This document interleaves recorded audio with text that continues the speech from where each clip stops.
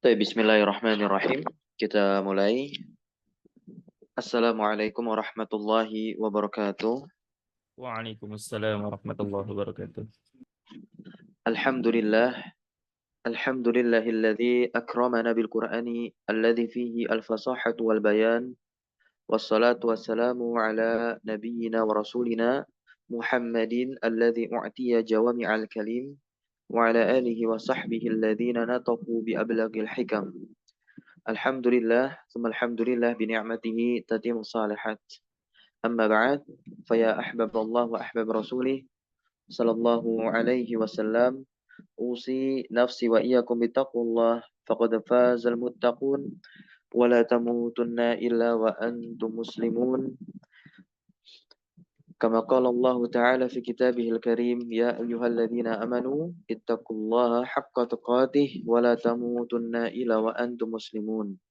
Alhamdulillah, tentunya kita bersyukur kepada Allah Subhanahu wa taala karena rasanya tiada kata yang pantas terucap dari lisan kita di sore hari ini, melainkan rasa syukur kita dan juga pujian kita kepada Allah Tabaraka wa Ta'ala atas segala limpahan rahmat, taufik, hidayah, beserta nikmat-nikmatnya yang tak terhitung. Ya. Di mana sore hari ini menjadi pertemuan pertama dan perdana kita mempelajari ilmu nahwu dari karya tulis legendaris teman-teman semua, yaitu apa? Matan Jurumiyah. Nah, Matan Jurumiyah. Namun, kitab yang ada di depan layar kaca handphone kita, layar kaca laptop kita semua, ini adalah kitab syarahnya. Syarah itu apa? Penjelasan. Nah, penjelasan dari Matan Jurumiyah. Syarah yang kita pilih di sini atau penjelasan yang kita gunakan adalah penjelasan dari Syekh Saleh bin Abdullah bin Hamad Al-Utsaimin hafizallahu taala. Orangnya masih hidup teman-teman semua. Beliau adalah salah seorang pengisi atau pengajar di Masjid Nabawi dan juga kadang aktif di kota Riyadh mengisi majelis-majelis ilmiah. Beliau seringkali menjelaskan berbagai kitab-kitab para ulama terdahulu dan nanti hasil penjelasan beliau itu ditranskrip ya, ditranskripkan dan maksudnya ditulis dari suara kemudian ditulis. Nah, termasuk juga kitab ini, risalah ini ya, syarah atau penjelasan Jurumiyah ini milik beliau.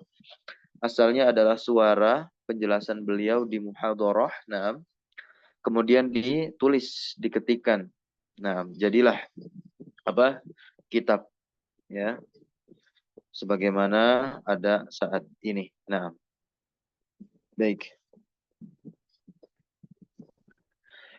Dan tak lupa juga salawat teriring salam terlimpah curah selalu kepada suri tauladan kita, uswah hasanah kita, yaitu Nabi Muhammad sallallahu alaihi wasallam. Nah, baik teman-teman semua, sore hari ini kita akan belajar tentang ilmu nahwu, ilmu yang sangat penting untuk kita pelajari. Karena dengannya kita bisa nantinya memahami Al-Quran dan As-Sunnah dengan benar. Maka tujuan kita belajar ilmu ini atau tujuan secara umum teman-teman mengikuti dars ini agar nantinya pemahaman bahasa Arab teman-teman atau juga kita semua bertambah dan semakin dekat kepada Al-Quran dan As-Sunnah. Nah, karena memang kalau kita lihat perkataan ulama tafsir terdahulu, kita langsung sebut saja namanya adalah Mujahid bin Jabr. Mujahid bin Jabr rahimahullah taala ini adalah salah seorang ulama salaf yang wafat pada tahun 104 Hijriyah ya. Nah, Mujahid bin Jabr. Nah, wafat pada tahun 100 ya 4 Hijriyah. Nah, 104 Hijriyah. Berarti dia tergolong generasi siapa nih? Generasi sahabat, generasi tabi'in atau generasi tabi'ut tabi'in? Ya, generasinya tabi'in. Nah, beliau meninggal di awal abad kedua Hijriyah. Karena 3 abad pertama Hijriah itu adalah 3 abadnya para generasi terbaik. Dan yang mengatakan mereka semua adalah generasi terbaik bukanlah kami, bukan saya, tetapi apa? Rasulullah. Dari sabdanya Rasulullah pernah bersabda apa? Khairun nasi qarni. Sebaik-baiknya orang itu yang hidup di masaku hidup. Tsummaladzina yalunahum, kemudian yang terbaiknya lagi setelah mereka. Setelah generasi yang hidup bersama Rasul. Generasi yang hidup bersama Rasul siapa? Para sahabat. Setelah para sahabat siapa? Para tabi'in. Itu generasi yang kedua. Berarti di abad kedua Hijriah. Kemudian Rasulullah bersabda lagi, tsummaladzina yalunahum. Kemudian yang setelah mereka. Setelah siapa? Setelah generasi kedua. Setelah tabi'in. Nah, yaitu tabi'ut tabi'in. Tabi'ut tabi'in ini ada di abad ketiga Hijriyah. Nah, apa kata Mujahid bin Jabr? Ya. Nah, ini perkataan Mujahid bin Jabr di sini dikutip oleh Al-Imam As-Suyuti dalam kitab beliau yang Masya Allah judulnya adalah Al-Itqan fi Ulumil Quran. Nah, pembelajar Ulumul Quran pasti mengenal kitab Al-Itqan ini. Dan kitab Al-Itqan ini bukan konsumsi orang-orang yang baru belajar bahasa Arab. Nah, karena memang isinya sangat luar biasa. Dijelaskan detail ilmu-ilmu yang berkaitan dengan Al-Quranul Karim. Salah satunya ilmu Nahwu. Makanya Al-Imam As-Suyuti selaku penulis Al-Itqan mengutip atau menukil perkataan Mujahid bin Jabr terkait apa? Nahwu. Kata beliau, kata Mujahid bin Jabr, itu apa? La yahillu. Naam. Kata beliau, la yahillu. Apa arti la yahillu? Tidak halal. Naam. Li ahadin. Bagi siapapun. Ahad. Datang dalam bentuk apa? Nakiroh. Bagi siapapun yang dia mengaku. Ya, yang dia itu mengaku apa? Beriman. Li ahadin yu'minu billah. Ya, yang dia mengaku beriman, membenarkan apa yang datang dari Allah. Wal yaumil akhir, sampai imannya kepada simpul hari akhir. Ya, wal yaumil akhir. Nah, ya. Apa tidak halalnya ini? Ayyatakallama fi kitabillahi. Nah, yang mana dia berbicara. Ayyatakallama artinya apa? Berbicara. Nah, ayyatakallama fi kitabillahi. Nah, fi kitabillahi. Yang dia itu berbicara tentang Al-Quranul Karim, tentang Allah, tentang hukum di dalam syariat Islam ini. Idza lam yakun aliman, nah, kata beliau, idza lam yakun, naam, aliman. Ya, ini panjang alif. Aliman bilughatil Arab. Ya, bilughatil Arabi. Nah, ya. Apabila dia tidak memiliki pemahaman yang benar terhadap bahasa Arab, ya. Itu. Maka ini yang tidak dihalalkan untuk berbicara tentang Al-Qur'an. Nah, maka sebagai bentuk ikhtiar kita, yang pertama kita mempelajari ilmu nahwu ini guna memahami Al-Qur'an As-Sunnah. Ketika kita nanti proses mempelajari Al-Quran wa Sunnah, tujuannya kita tahu raf'ul jahli an nafsihi wa an ghairihi. Mengangkat ketidaktahuan di dalam diri kita dan juga mengangkat ketidaktahuan pada diri orang lain. Itu nggak apa-apa kita jadikan tujuan. Jadi kita tujuan pertama memang untuk agar diri kita ini tahu loh bahasa Arab, nahwu, Al-Quran dan As-Sunnah, dan juga nantinya juga boleh menjadikan yang kita jadikan tujuan untuk mengajarkan ilmu tersebut lagi, ya, mengajarkan ilmu tersebut lagi. Bagian dari apa? Dakwah itu semua. Karena kan Allah Subhanahu wa taala katakan di surah Al-Asr, semua orang merugi kecuali apa? Orang yang terpenuhi 4 kriteria. Dan di antara kriteria dari yang 4 itu apa? Dakwah. Wa tawasau bil haqqi. Naam. Yaitu memberikan wasiat kebenaran. Tolak ukur kebenaran itu memang betul, yaitu Al-Quran dan Sunnah. Tapi Al-Quran dan Sunnah ini datang dari pemahaman siapa? Pemahaman yang benar juga. Pemahaman yang benar salah satu indikatornya apa? Menguasai ilmu nahwu. Ya, menguasai ilmu nahwu. Dan ini sebagai bentuk ikhtiar kita teman-teman semua ya. Nah, berarti kalau dikatakan mempelajari ilmu nahwu itu penting nggak? Penting. Wajib tidak? Fardu. Wajib. Tapi nanti kan fardu itu ada yang kifayah, ada ain.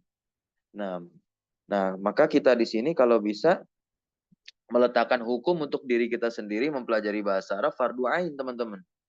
Ya. Karena dunia zaman ini bergerak 3 dimensi nih. Semua kalangan terlihat saat ini mudah berbicara tentang syariat Islam. Ya. Untuk tawasau bil haqqi, kita mempelajari bahasa Arab agar kita bisa memberikan wasiat-wasiat kebenaran kepada sesama kita. Terlebih yang paling terpenting daripada itu agar kita bisa memberikan wasiat kebenaran kepada diri kita kepada diri kita sendiri. Bahkan Imam Malik bin Anas. Nah, Imam Malik bin Anas. Beliau adalah salah seorang ulama. Nah, dan dia pun menjadi apa? Beliau pun menjadi apa? Guru dari Al-Imam Asy-Syafi'i. Nah, Imam Malik bin Anas, ya, Imam Malik bin Anas.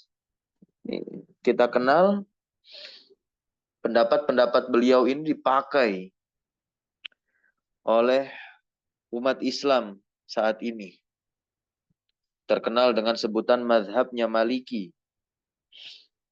Beliau guru dari Al-Imam Asy-Syafi'i juga. Nah, Imam Malik wafat pada tahun 179 Hijriah. Beliau pernah mengatakan, apa yang dikatakan oleh beliau? Ya. Nah, la utiya birajulin. La utiya birajulin. Tidaklah didatangkan kepadaku. Nah, ini saya tuliskan Arabnya biar teman-teman bisa menyalin di buku tulis. La utiya birajulin. Nah, birajulin. Tidaklah didatangkan kepadaku seseorang kitab Allah yufassiru. Nah, yufassiru kita Allah yang menafsirkan Al-Quran, menafsirkan kitab Allah. Nah, kitab Allahi.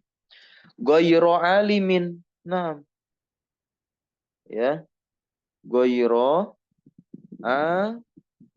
alimin bilughatil Arab. Bilughatil Arabi. Nah, illa ja'altuhu nakalan. Ya, illa ja'altuhu na'am. Nakalan. Ya. Tidaklah didatangkan kepadaku seseorang yang menafsirkan kitabullah. Padahal dia tidak mengenal dan tidak mengetahui bahasa Arab. Nah, kata beliau apa? Illa ja'altuhu, melainkan saya akan menjadikan dia apa? Nakalan. Maksudnya, aku akan menghukum dia dengan hukuman yang berat. Nah, ini Imam Malik menggunakan lafal nakalan teman-teman. Ya, kalau teman-teman lihat di surat yang kelima, ya, nih, lihat di surat yang kelima. Nah, ayat 38. Surat yang kelima surat apa? Al-Maidah. Coba lihat posisinya itu di mana tuh? Ya. Apa kata Allah di sana? Wasariku wasariqatu faqta'u aydiyahuma jazaa'an bima kasaba nakalam minallah. Ada lafal nakala di situ. Apa makna dari nakala? Ya. Jadi nakala itu sebuah lafal yang digunakan untuk hukuman yang berat sebagaimana Allah Subhanahu wa taala firmankan tadi di ayat 38 surat Al-Maidah, surat yang kelima. Nah, ya. Kan kata Allah apa? Wasariku wasariqah. Dan laki-laki dan perempuan yang mencuri. Jadi Allah itu memberikan hukum tidak pandang bulu. Ya. Baik untuk laki-laki maupun perempuan sama semuanya. Seperti perintah godul basar. Nah, itu tidak ada celah sedikit pun pilih kasih bagi Allah kepada salah satu dari keduanya. Baik laki-laki maupun perempuan tidak. Di surat An-Nur ayat 30 dan ayat 31. Nah, itu Allah berikan di situ. Hukum yang sama untuk keduanya. Nah, kemudian Allah SWT katakan faqta'u aydiyahuma jazaa'an bima kasaba. Nah, faqta'u, potonglah kedua tangan mereka berdua sebagai apa? Balasan atas perbuatan mencuri tadi. Nah, di situ Allah katakan apa? Nakalam minallah, sebagai hukuman berat dari sebagai hukuman yang berat dari Allah Subhanahu wa taala. Nah, ini di antara perkataan-perkataan ulama salaf. Kita katakan mereka adalah ulama salaf secara syar'i. Salaf itu artinya yang terdahulu. Secara syar'i berarti apa? Terdahulu yang itu sudah mendapatkan stempel terbaik dari Rasulullah, ya kan? Siapa berarti mereka? As-salafu, ya, as-salafu as-salih. As-salafu as-salih. Nah, para pendahulu kita yang salih, yaitu siapa? Para sahabat, para tabi'in dan para tabi'ut tabi'in. Maka siapapun kita yang mengklaim ikut kepada pemahaman salafun salih, jangan sampai mengambil i'tiqad saja, tetapi lihat potret kehidupan mereka dalam mempelajari apa? Akidah yang benar. Di antaranya mereka memprioritaskan diri-diri mereka untuk mempelajari apa? Mempelajari bahasa Arab. Nah, dan bayangkan teman-teman, kita memiliki para ulama alim Rabbani yang notabene mereka bukanlah orang Arab, tapi mereka bisa menjadi pakar dan mereka bisa menorehkan tinta-tinta mereka itu. Nah, untuk apa? Ya, bekal mereka bertemu dengan Allah Subhanahu wa taala. Berarti mereka torehkan tinta-tinta mereka untuk menuliskan ilmu. Nah, menuliskan apa? Hadis Nabi Muhammad SAW. Ya. Nah, di antaranya itu siapa? Ya. Imam Abu Abdullah Muhammad bin Ismail. Ya. Siapa? Al-Imam Al-Bukhari. Terkenal. Nah, beliau menuliskan hadis-hadis Nabi Muhammad SAW. Yang notabene beliau itu bukanlah orang Arab, teman-teman. Nah, ini cukup jadikan itu sebagai motivasi. Kita bukan orang Arab. Ada kemungkinan tidak kita menguasai bahasa Arab? Ada. Dan jangan perkecil kemungkinan tersebut. Tapi perbesar kemungkinan tersebut dengan banyak berdoa kepada Allah dan ikhtiar dengan cara kita belajar saat ini. Nah, itu Al-Imam Al-Bukhari. Namanya siapa? Abu Abdullah Muhammad bin Ismail. Wafat pada tahun 256 Hijriah. Nih, Imam Bukhari. Ini semua ulama ahli hadis. Nah, itu mayoritasnya bukan orang Arab, teman-teman. Ini wafat 256 Hijriah. Ya. Masih termasuk salaf bukan? Coba kita interaktif ya, teman-teman. Salaf bukan Imam Bukhari ini? Salaf, generasi salaf, tabiut tabi'in. Ya. Abad ketiga Hijriah meninggal. Nah, emang asalnya Imam Bukhari dari mana? Dari Bukhara. Sekarang negaranya di Uzbekistan. Nah, Uzbekistan. Belum lagi juga Imam Muslim. Ya, Imam Muslim. Wafat pada tahun berapa? Imam Muslim 260 261 Hijriah nih teman-teman. Nah, orang Arab nggak Imam Muslim? Tidak.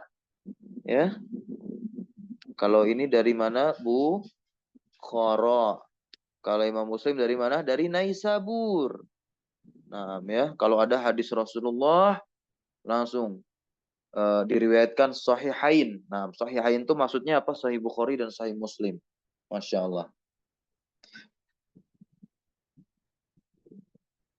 Kemudian juga ada Imam Abu Isa At-Tirmizi. Ya, Imam Abu Isa At-Tirmizi.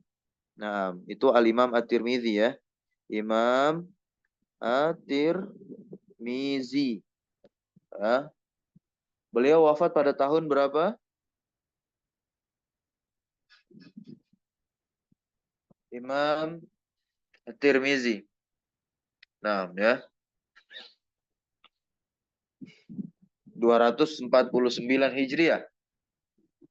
Betul? Al-Imam At-Tirmizi.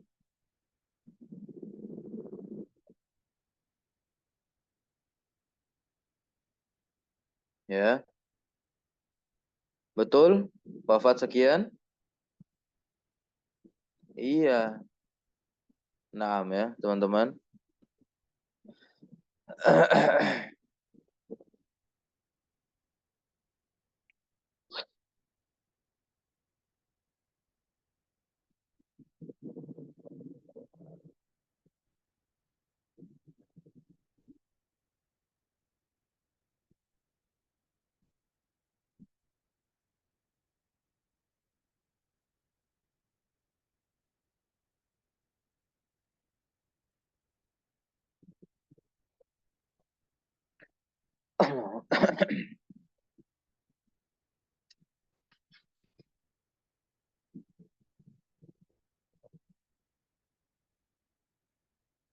Baik.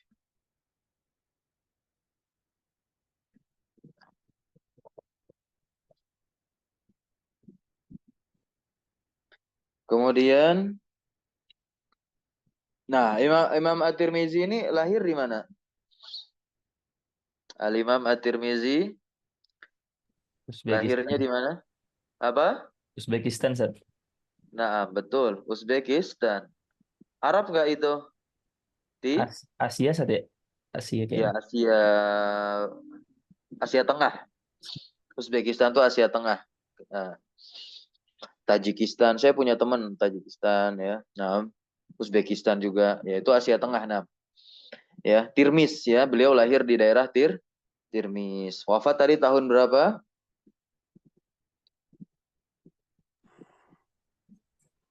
249.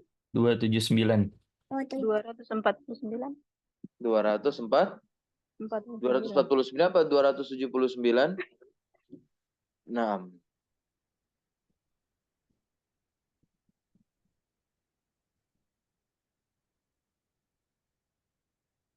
279. Ya, 6. 279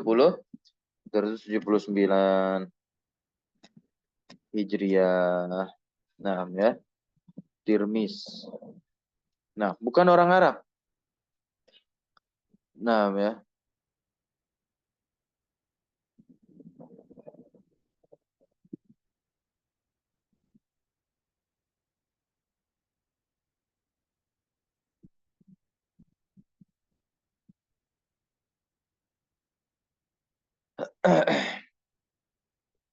Dua ratus tujuh puluh sembilan. Berikutnya adalah Abu Imam Abu Daud. Nah, ini beliau wafat pada tahun 275 Hijriah. Dari mana? Dari Sijistan. Sama, bukan Arab. Ya. Kemudian ada Imam Nasai. Ini ulama hadis semua. Imam Nasai. Ya. Nah, wafat berapa nih? 300-an ya, 303 Hijriah kalau tidak salah. Sama, beliau dari kota bernama Nasa. Nah, nanti ada Imam Ibnu Majah. Nah, Imam Ibnu Majah. Nah, wafat berapa? Wafat 273 Hijriah kalau tidak salah. Nah, ya. Beliau dari mana? Dari Qazwain. Dari Qazwain. Sama, bukan Arab juga. Dan seterusnya ulama hadis lainnya. Ya. Bahkan Al-Imam Ibnu Abdil Bar, kalau teman-teman sering mendengar nama tersebut dinukilkan oleh para ustadz-ustadz kita, Al-Imam Ibnu Abdil Bar. Itu dari mana? Dari Spanyol. Ya. Dari Spanyol tuh. Masya Allah. Bahkan yang nanti pendapat-pendapatnya dalam ilmu nahwu dipakai, namanya adalah Al-Imam Sibawayh, teman-teman. Itu juga bukan dari Arab, teman-teman ya. Baik. Bukan asli orang Arab. Ya, beliau adalah orang Persia. Imam Sibawayh itu dari Persia. Nah, ya. Oke, kalau kita lihat perkataan Al-Imam Syafi'i adalah ulama yang wafat 204 Hijriah. Beliau mengatakan apa? Ma'aratu biha ya'ni al-arabiyyata wal akhbar illa lil isti'anati 'alal fiqhi. Aku tidak menghendaki, yakni yaitu menghendaki bahasa Arab dan hadis, melainkan apa? Agar membantuku dalam memahami fikih. Ini Imam Syafi'i mengatakan demikian. Jadi kalau kita ingin faham fikih, kita harus faham dulu bahasa Arab. Nah, jadi terkadang suatu hukum fikih ini sunnah begitu, ini mubah. Dengan mudahnya kita tanya, dalilnya apa Ustadz? Gitu. Baik. Ketika diberikan dalil, namun kita tidak memahami bahasa Arab dan tidak mengerti ilmu nahwu, apakah kita bisa mengetahui dalil ini? Kan dalil nanti ada sifatnya umum, ada sifatnya khusus. Nah, bagaimana kita mengetahui dalil umum ini mengeluarkan hukum fikih mubah, hukum fikih sunnah dari pengetahuan dan pemahaman nahwu yang kuat, teman-teman semua. Ya. Nah, oleh sebab itu nanti di dalam ilmu nahwu ada beberapa pendapat, ya, ada beberapa pendapat dikenal dengan mazhab atau kami sendiri lebih memilih sebutan madrasah, teman-teman. Ya. Dan ada dua mazhab yang terkenal dalam ilmu nahwu, ya. Nah, mazhab ilmu nahwu. Yang pertama adalah Basrah dan yang kedua adalah Kufah, teman-teman. Ini dua mazhab besar di dalam ilmu nahwu. Kami share ke sini ya sebelum memulai pembelajaran karena nantinya ada hal-hal yang berkaitan dengan salah satu pendapat dari kedua mazhab ini nantinya, teman-teman ya. Dan keduanya sama-sama di Irak. Basrah dan Kufah ini adalah dua kota yang ada di negeri Irak. Nah, ya.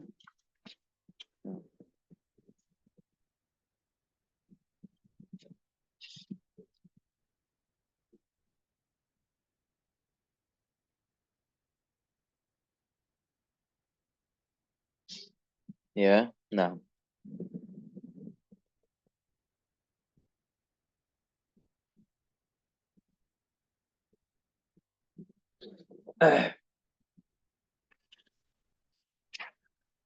nah, di setiap mazhab ini, nah, di antara dua mazhab ini, dia nanti memiliki ulama-ulamanya tersendiri. Nah, ya. Nah, ini bisa juga disebut dengan apa? Madrasah ya, madrasah. Nah, kita kalau bisa kenal juga nih sama tokoh-tokoh ulama nahwu nih. Ya. Nah, kalau bisa juga membaca tarojimnya, biografi-biografi mereka dalam menuntut ilmu. Nah, di Madrasah Basrah ini adalah madrasah yang perdana membukukan sistematika konsep ilmu nahwu. Ya. Jadi ilmu nahwu atau kita bisa sebut ilmu sintaksis Arab ini dirintis untuk pertama kalinya ia di Basrah ini, teman-teman. Sosok yang menjadi penggagas disiplin ilmu ini adalah siapa? Al-Imam Abul Aswad Ad-Duwali. Ya. Al-Imam Abul Aswad Ad-Duwali. Nah, ini tokoh yang terkenal dari Basrah, ya, dan sekaligus menjadi penggagas. Naam. Al-Imam Abul Aswad Ad-Duwali. Bahkan disebut juga beliau ini menjadi foundernya ilmu nahwu. Sebetulnya dikatakan sebagai satu-satu peletak ilmu nahwu enggak juga ya. Dari berbagai sumber sejarah, beliau terkenal sebagai apa? Founder ilmu nahwu, peletak ilmu nahwu. Gitu. Nah, apa di antara sebabnya? Nah, ini arahan dari siapa? Al-Imam Ali bin Abi Thalib karamahullah wajhah. Nah, Al-Imam Ali bin Abi Thalib memberikan arahan kepada siapa? Abul Aswad Ad-Duwali. Abul Aswad Ad-Duwali seorang tabi'in. Nah, ya. Kapan ini Abul Aswad Ad-Duwali membukukan ya ilmu nahwu? Ya. Kita harus kenal dulu siapa itu Abul Aswad Ad-Duwali. Jadi Abul Aswad Ad-Duwali ini bernama siapa? Zalim bin Amr Ad-Duwali. Ya. Beliau merupakan ulama dari negeri Basrah. Penggagas ilmu sintaksis Arab yang kita kenal dengan ilmu nahwu. Dan juga beliau adalah penggagas juga dari ilmu apa? Ilmu tanda harokat dalam Al-Quran. Jadi permulaannya itu dari Al-Quran, teman-teman. Jadi Al-Quran itu kan zaman dahulu tidak ada harokat dan tidak ada titiknya. Dikenal dengan nanti ilmunya Rosem Dobet. Gitu ya. Nah.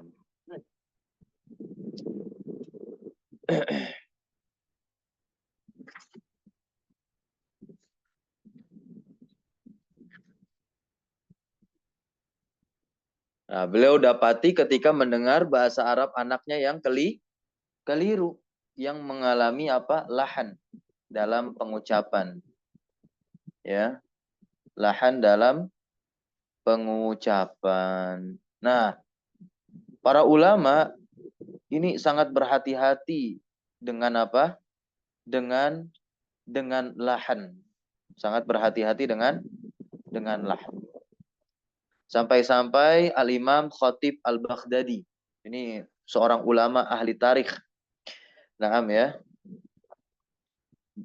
Beliau wafat pada tahun 465 Hijriah, Al-Khatib Al-Baghdadi.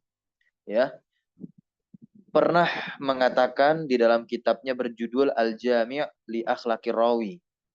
Beliau mengatakan apa? Fayambaghi lil muhaddisi ayyataqiyal lahna fi riwayatih. Selayaknya bagi para ulama hadis takut terkena lahan dalam periwayatannya. Wala yaqdiru ala dzalika illa ba'da darsihi. Dan ia tak akan mampu terbebas darinya kecuali apa? Nah, ba'da darsihi. Setelah mempelajari an-nahwa, setelah mempelajari ilmu nahwu, wa mutala'ati ilmal arabiyyah. Dan juga setelah memperdalam ilmu bahasa Arab. Tahu nggak kenapa? Karena ada hadis Rasulullah yang sangat masyhur. Man kadzaba alayya muta'ammidan falyatabawwa maq'adahu minan nar. Kita bisa nggak terjatuh di dalam keumuman lafal hadis tersebut? Bisa. Ketika kita dengan mudah, gampangnya mengucapkan hadis-hadis Nabi, ya, berbicara tentang Islam, tapi kita nggak mau belajar bahasa Arab. Nah, kita bisa jatuh dalam apa? Tadi ancaman Rasulullah dari keumuman lafal hadisnya. Siapa saja yang berdusta atas namaku, maka hendaklah dia persiapkan tempat duduknya di neraka. Hadis ini terkenal, diriwayatkan oleh banyak para sahabat. Ya, maka hampir-hampir para sahabat itu tidak ada yang berdusta. Nah, inilah dua mazhab yang terkenal di dalam ilmu nahwu. Nah, di antara tokohnya itu penggagas ilmu nahwu itu sendiri. Tapi nanti yang pendapatnya dipakai, naam, itu siapa? Al-Imam Sibawayh. Naam ya. Naam. Al-Imam Sibawayh. Nah, ini adalah pakar. Nah, pakar di ilmu nahwu. Naam, pakar di ilmu nahwu siapa? Al-Imam Sibawayh. Naam ya.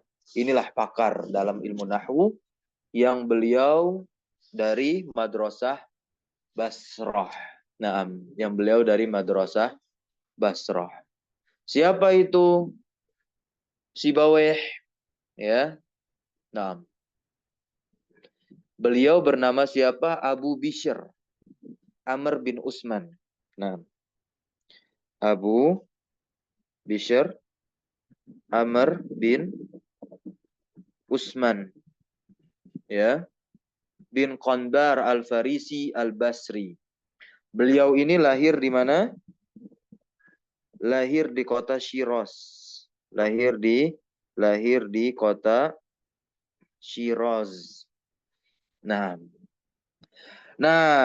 beliau lahir di kota Syiraz. Syiraz ini adalah Persia, teman-teman. Beliau memiliki semangat yang kuat untuk mempelajari Islam. Akhirnya beliau rihlah, ya, rihlah ke negeri mana? Negeri Basrah. Sampai menjadi imam di negeri tersebut, ya, dalam ilmu nahwu. Masya Allah. Jadi beliau itu meneliti, observasi terkait perkataan-perkataan orang Arab. Beliau bukukan secara rapih konsep ilmu nahwu. Akhirnya terbit, muncullah karya tulis beliau berjudul Alkitab. Nih Masya Allah, Alkitab. Nah ya. Jadi seorang pembelajar ilmu nahwu itu puncaknya nanti, ya, tingkatan tertinggi, kitab tingkat tertingginya apa? Alkitabnya Sibawayh. Gitu ya. Nah itu dia. Dan Masya Allah Imam Sibawayh ini, teman-teman, hanya hidup 32 tahun. Nah, ya. Jadi umur beliau itu apa? 32 tahun. Ada yang mengatakan 40 tahun. Ini hal biasa ya, teman-teman, di dalam sejarah perbedaan terkait apa? Tahun kematian, tahun kelahiran para alim ulama. Tapi intinya walaupun beliau meninggal nanti, beliau meninggalnya nyatanya beliau meninggal di umur yang ke-40 atau 40-an, tetap itu terhitung muda, teman-teman, Masya Allah. Ya. Bahkan diceritakan juga terkait Imam Sibawayh ini, ya, dalam Hasyiah Ibnu Hamdun, beliau saking cintanya dengan ilmu, istrinya cemburu dengan Imam Sibawayh. Ya. Nah, saking cintanya dengan ilmu. Kita tahu sumber ilmu itu adalah buku, kitab. Jadi beliau selalu menghabiskan hari-harinya dengan kitab. Nah, ketika pulang dari bekerja di rumah, beliau hanya apa? Menyempatkan untuk membaca kitab. Akhirnya apa? Nah, istrinya cemburu dan marah dan kesal tentunya. Ya, di salah satu cerita. Nah, ketika beliau keluar sedang, ya, berkutat dengan kesibukannya, sepulangnya beliau ke rumah, beliau melihat buku-bukunya telah dibakar hangus oleh istrinya. Langsung saat itu juga Al-Imam Sibawayh mentalak sampai 3 istrinya. Maksudnya diceraikan. Ya, nah ini luar biasa walaupun tidak perlu sampai segitunya ya, teman-teman. Nah, tapi intinya kita ambil, ya, karena cerita itu, ya, mukhtalaf di ini juga ya. Terjadi perbedaan pendapat juga di kalangan ahli sejarah. Nah,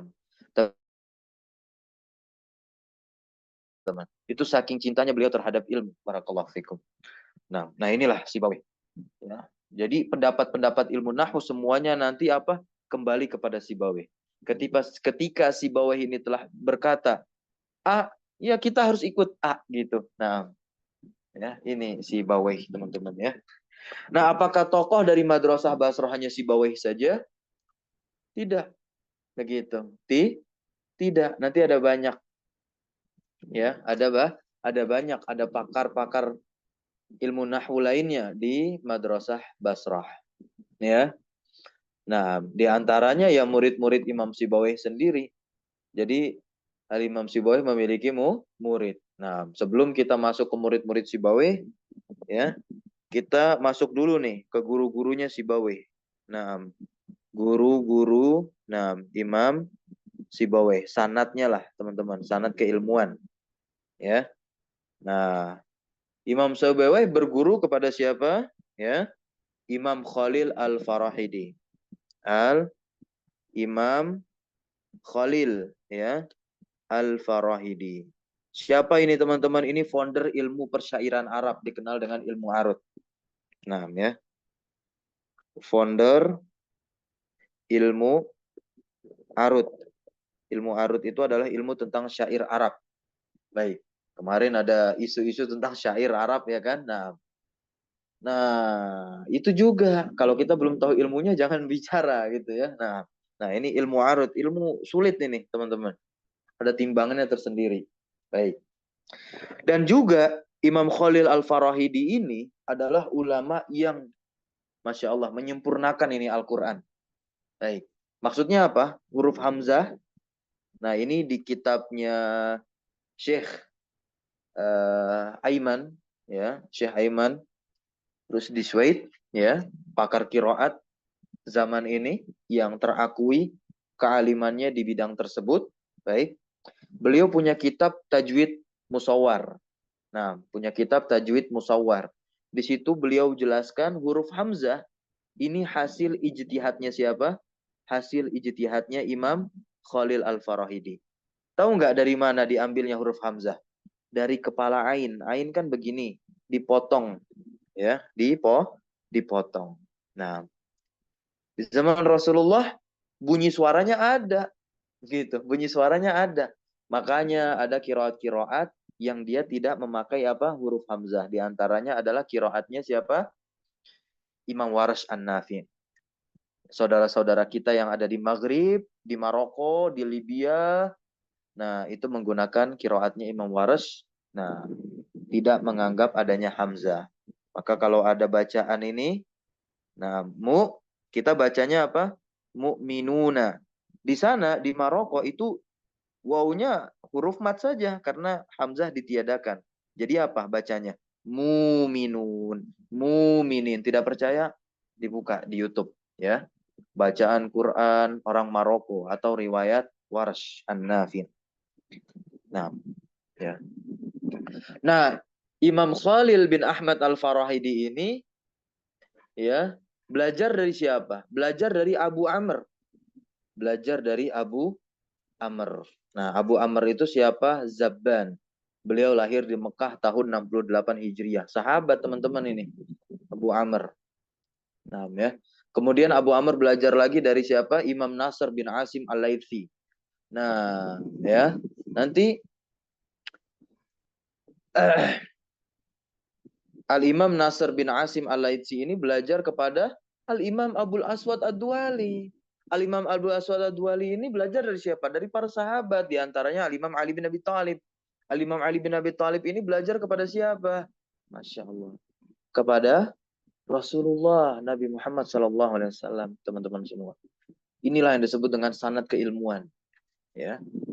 Begitu juga nanti kalau kita cari tahu guru-guru penulis matan Jurumiyah. Nanti tersambung semuanya ini Masya Allah. Terkorelasi semuanya. Nah, mazhab Kufah. Nah, mazhab Kufah.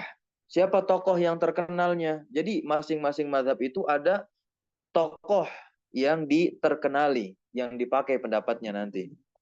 Ya. Nah, yang paling terkenalnya, nah, siapa di sini? Al-Imam Al-Kisai. Al-Imam Al-Kisai. Ini periwayat kiroat juga teman-teman ya. Jadi ada kiroat bacaan Quran riwayat siapa? Kisai. Tidak percaya buka YouTube. Nah, ya, bacaan Quran riwayat Kisai ada teman-teman ya. Nah, Al-Imam Al-Kisai. Nah, ini menjadi imamnya nih. Jadi kalau ditanya imam dari Madrasah Basrah siapa? Imam Sibawayh. Imam dari Madrasah Kufah siapa? Imam Al-Kisai.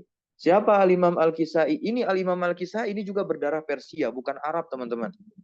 Ya. Nah, beliau bernama siapa? Abul Hasan Ali bin Hamzah.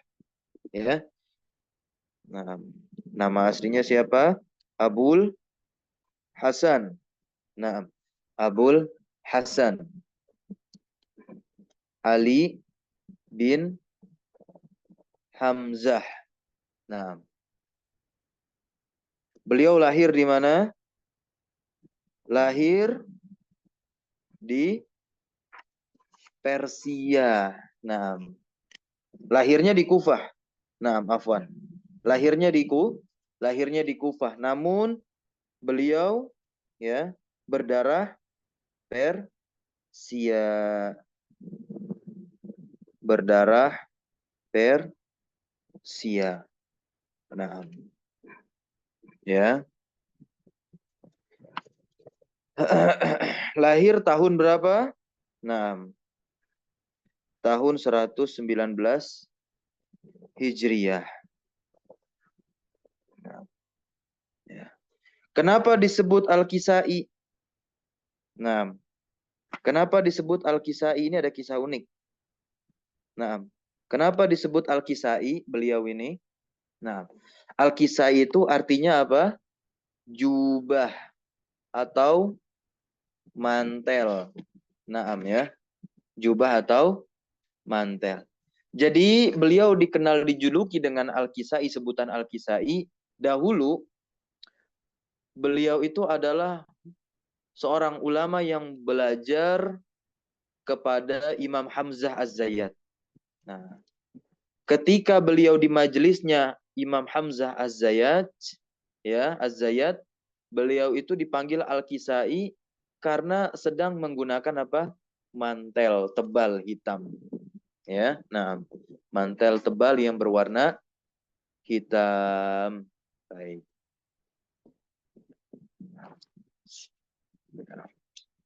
Beliau wafat. Nah, Al-Imam Al-Kisai ini wafat pada tahun berapa? Pada tahun 189 Hijriah. Berarti umurnya berapa? Umur beliau wafat 189 kurang 119. Berapa, teman-teman?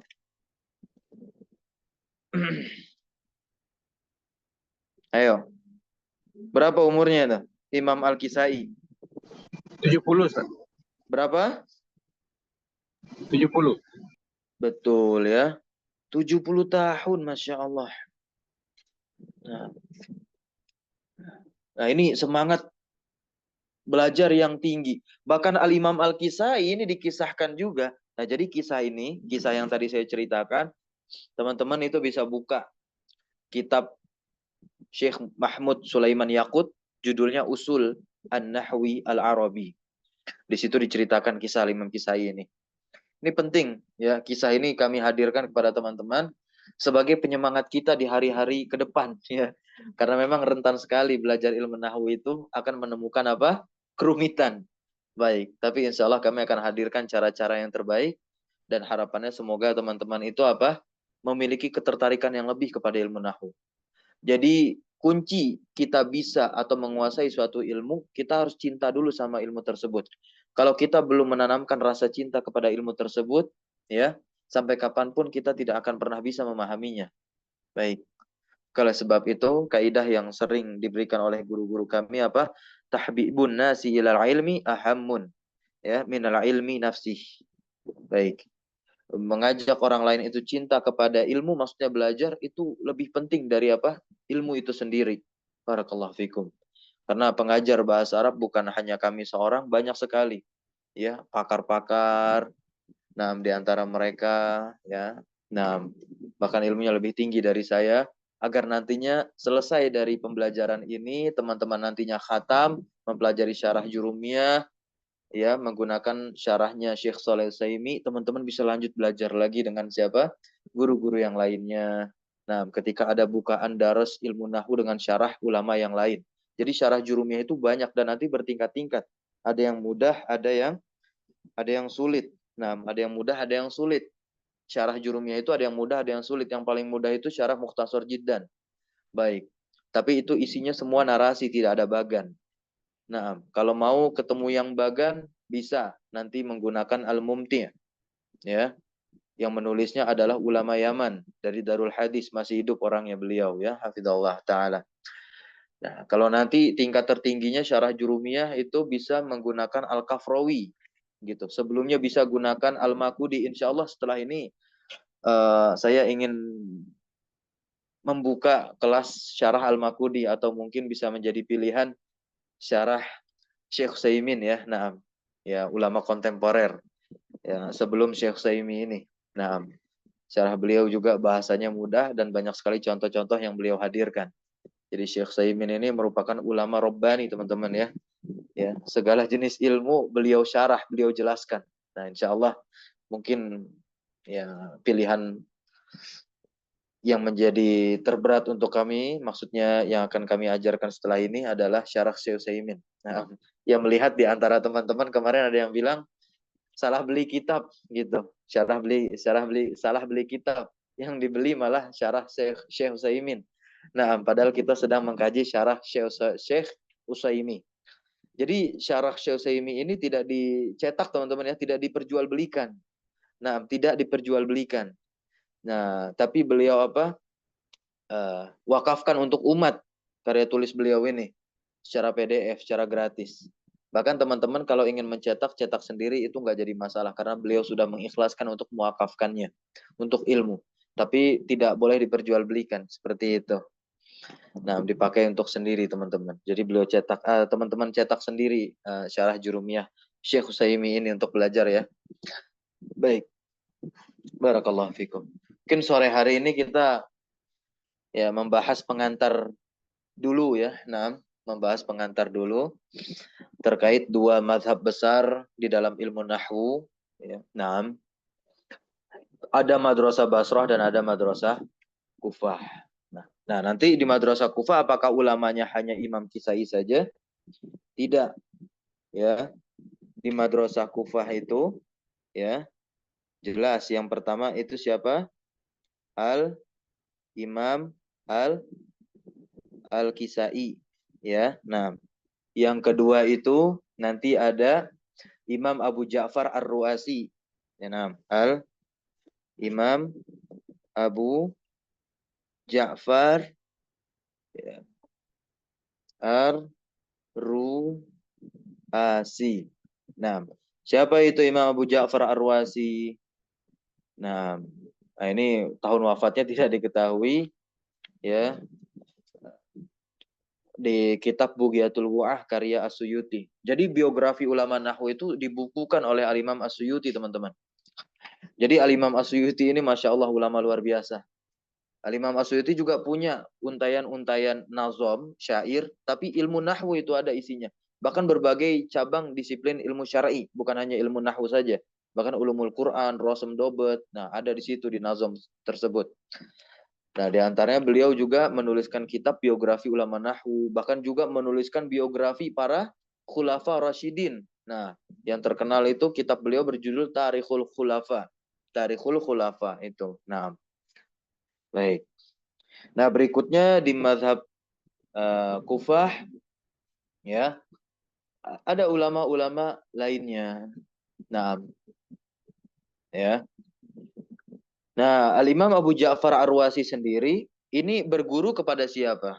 Nah, ya, Imam Abu Ja'far Ar-Ruasi ini berguru kepada, ya, Isa bin Umar. Nah, kepada Isa bin Umar dan juga Imam Abu Amr dan Imam Abu Amr.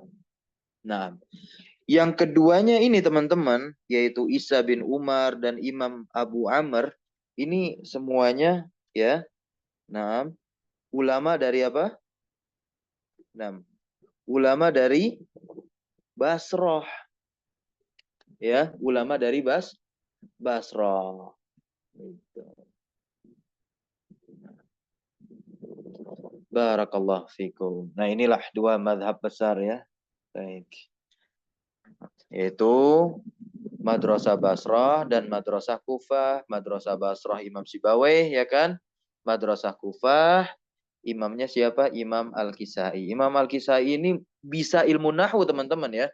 Menguasai ilmu nahwu di usia-usia tua. Di usia-usia yang tidak lagi terhitung muda. Masya Allah.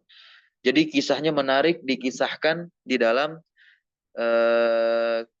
Kitabul Ilmi Syekh Utsaimin. Syekh Utsaimin pun juga mendapatkan kisah Imam Kisai dari siapa? Dari guru beliau, Al-Imam As-Sa'di rahimahullah ta'ala. Nah, kami sudah buat postingan, nanti kami akan kirimkan ke grup ya. Ini Masya Allah. Jadi sekali lagi kami menyampaikan hal ini bukan untuk memperpanjang durasi pembelajaran kita, tapi sekali lagi untuk menjadi penyemangat kita. Karena saya pun pernah berada di posisi teman-teman awal-awal belajar ilmu nahwu, ya rasa-rasanya ada males-males gitulah ya. Tapi alhamdulillah kami menemukan satu solusi jitu untuk menaikkan tingkat semangat di dalam belajar ilmu nahwu, yaitu apa? Dengan membaca sirah, dengan membaca perjuangan mereka dalam belajar ilmu nahwu, Masya Allah. Ya. Barakallah fikum teman-teman. Semoga Allah Subhanahu wa taala istiqomahkan kita dalam menuntut ilmu syar'i, khususnya mempelajari dan memahami ilmu nahwu, yaitu ilmu bahasa Arab ya kan? Nah, dan juga semoga Allah bimbing kita untuk bisa mengamalkan ilmu tersebut ya dengan pengamalan yang benar. Subhanakallahumma bihamdika asyhadu an la ilaha illa anta astaghfiruka wa atubu ilaik. Jikalau ada teman-teman yang ingin bertanya, nanti bisa diskusi di grup teman-teman ya. Silahkan, nanti grup itu terbuka untuk diskusi dan bertanya. Nah, ya. Allahumma alimna ma yanfa'una wanfa'na bima 'allamtana wa zidna ilma. Allahumma inna nas'aluka ilman nafi'a wa rizqan thayyiban wa 'amalan mutaqabbala. Wa sallallahu ala nabiyyina Muhammadin walhamdulillahi rabbil alamin. Syukran jazakumullah khairan ala hudurikum wa barakallahu fi ulumina. Wassalamualaikum warahmatullahi wabarakatuh. Waalaikumsalam Waalaikumsalam warahmatullahi wabarakatuh. Jazakallah ya Ustaz. Wa iyyakum jami'an.